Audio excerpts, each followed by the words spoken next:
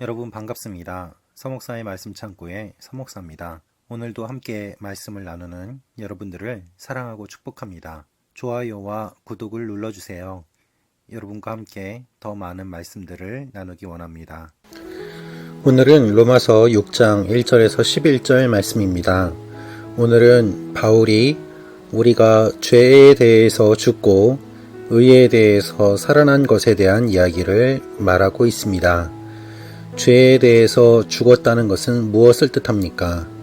죄에 대해서 더 이상 반응하지 않고 또한 죄에 대하여 죽었기 때문에 더 이상 죄의 영향력 가운데 있지 않음을 의미합니다.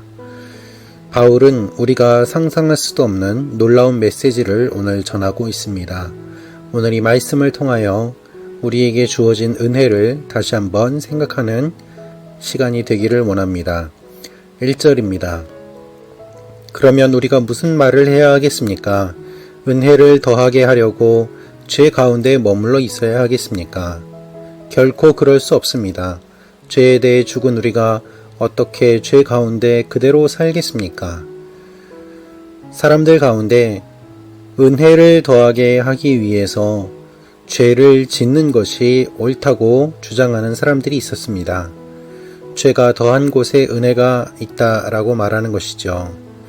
우리가 죄를 지어도 주님이 우리를 구원해 주시기 때문에 우리가 지은 죄가 클수록 우리를 구원해 주시는 주님의 은혜가 더욱더 크지 않겠느냐라는 것이었습니다.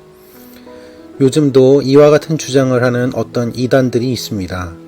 우리가 어떠한 죄를 지어도 주님께서 용서해 주신다는 그 말씀을 근거로 앞으로 지을 모든 죄도 주님이 용서하셨기 때문에 마음대로 죄를 지어도 된다. 오히려 죄를 지을수록 하나님의 용서를 더 많이 경험하게 된다라는 주장인 것입니다.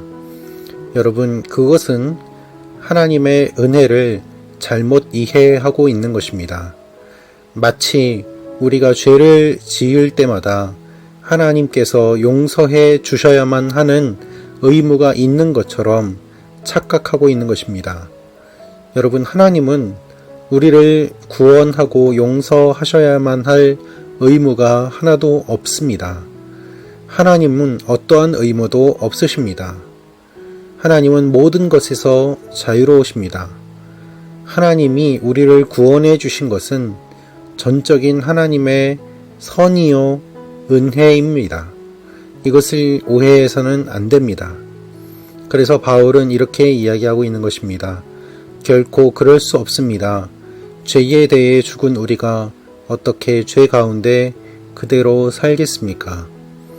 여러분, 우리는 죄 가운데 죽었습니다. 죄에서 죽었습니다.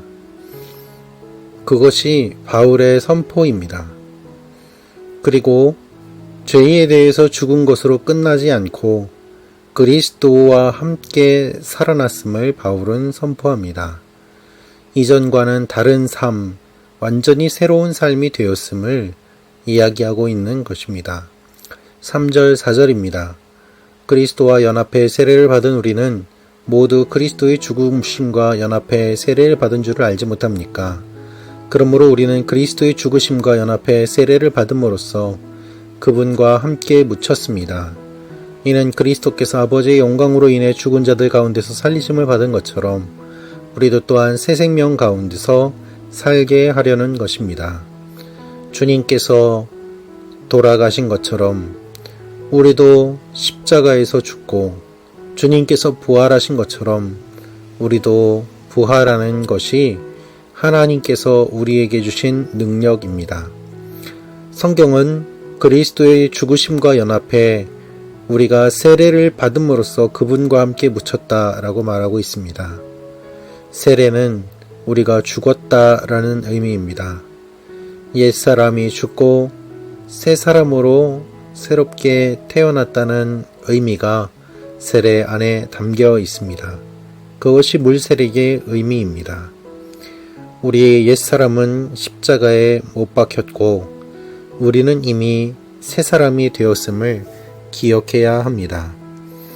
그리스도께서 죽으셨기 때문에 우리도 죄에 대해서 죽은 자가 되고 또한 그리스도께서 부활하셨기 때문에 우리도 부활한 사람으로 살아야만 합니다. 10절 11절입니다. 그리스도께서 죽으신 것은 죄에 대하여 단번에 죽으신 것이요 그분이 사시는 것은 하나님께 대해 사시는 것입니다. 이와 같이 여러분도 자신을 죄에 대해서는 죽은 자요 하나님께 대해서는 그리스도 예수 안에서 산 자로 여기십시오. 죽었으면 반응하지 않습니다. 죄가 아무리 유혹해도 반응하지 않는 것이 죄에 대해서 죽었다는 의미입니다. 살았으면 반응합니다. 그래서 우리는 하나님의 말씀 앞에 반응하는 것입니다. 이것이 죄에 대하여 죽고 의에 대하여 살았다는 의미입니다. 우리가 죄에 대하여 살은 것처럼 반응하고 있진 않습니까? 모든 유혹마다 넘어지고 있진 않습니까? 여러분, 우리는 뼈를 깎는 싸움과 처절한 영적 전쟁을 통하여서 우리의 본성을 죽이고 하나님 앞에 새로워지는 삶을 살아야만 합니다. 그것이 주님께서 돌아가시고 부활하신 의미입니다. 십자가를 기억하며 새로운 삶을 향하여 나아가는 여러분과 제가 되기를 기도합니다. 기도하겠습니다. 주님, 우리는 죄에 대하여 죽은 자들입니다. 그러나 죄에 대하여 살아있는 것처럼 여전히 죄에 반응하고 죄를 짓고 죄를 즐겨합니다. 우리가 주님의 돌아가심과 부활하심을 깊이 생각하며 그것을 마음에 새기고 기독교의 진리로 붙잡으며 하나님 앞에 나아가게 하여 주옵소서. 우리가 죄에 대하여는 죽고 의에 대하여 하나님에 대하여 살아가는 하나님의 사람들이 되게 하여 주옵소서. 예수님의 이름으로 기도합니다. 아멘.